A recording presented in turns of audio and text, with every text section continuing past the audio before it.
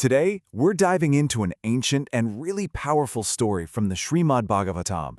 It's all about a young boy whose faith was so incredibly strong, it could stand up to the fury of the most powerful king in the entire universe. So what's this whole story really about?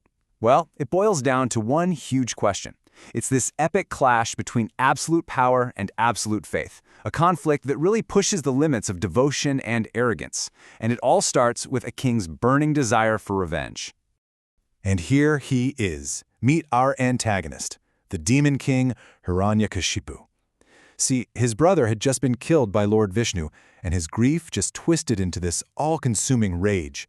His new goal in life? To become more powerful than the gods themselves. To pull off this, impossible goal, Hiranyakashipu started performing what's called tapasya, which is the spiritual practice of super intense penance, all to gain unimaginable power. And when I say intense, I mean this was on another level.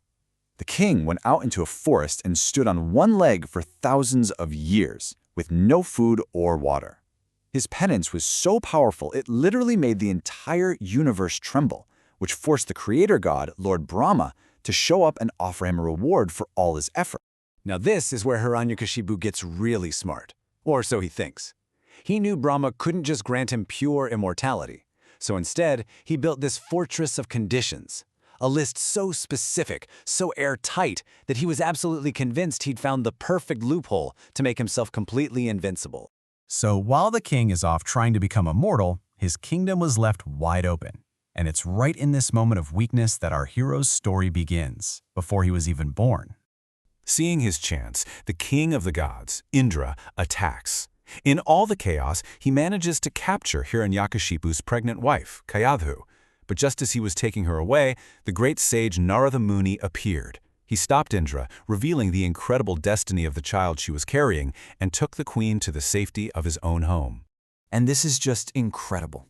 In that peaceful ashram, Narada Muni would tell the queen stories about Lord Vishnu. And the child in her womb, Prahlāda, heard every single word. His devotion started right then and there, a deep, pure love for the very same god his father hated more than anyone.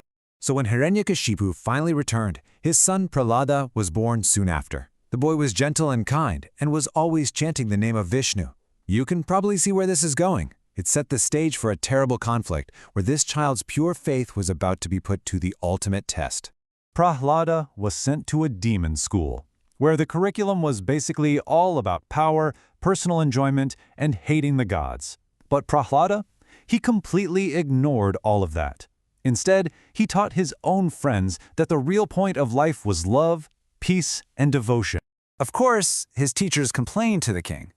So Hiranyakashipu confronts his son and asks him, "What is the best thing you've learned?" And Prahlāda's reply was so calm, so fearless, and for the king so infuriating, to surrender to Lord Vishnu. That was it. The king just snapped.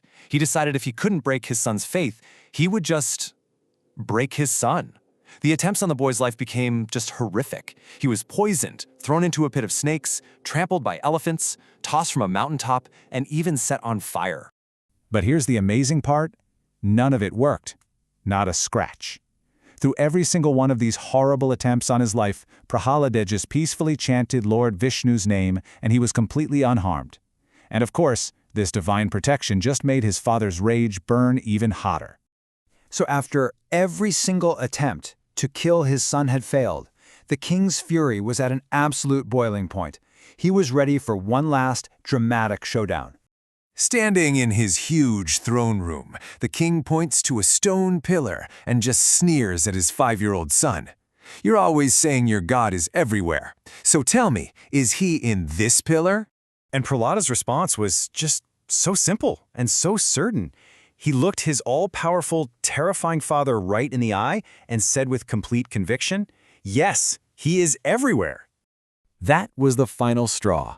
Screaming with rage that his son would defy him so calmly, Hiranyakashipu lifted his heavy mace and just smashed it against the pillar, determined to prove his son wrong once and for all. In that one moment, the pillar cracks open and the whole game changes. Out of it comes Lord Nrsimhadeva, this terrifying form of Vishnu that was half man, half lion. This being was the perfect divine answer to the king's boon. Let's break this down because it's genius. He wasn't man or animal. He attacked the king on the doorway, so not inside or outside. He did it at twilight, not day or night. He put him on his lap, not on land or in the air. And he used his nails, which aren't considered weapons.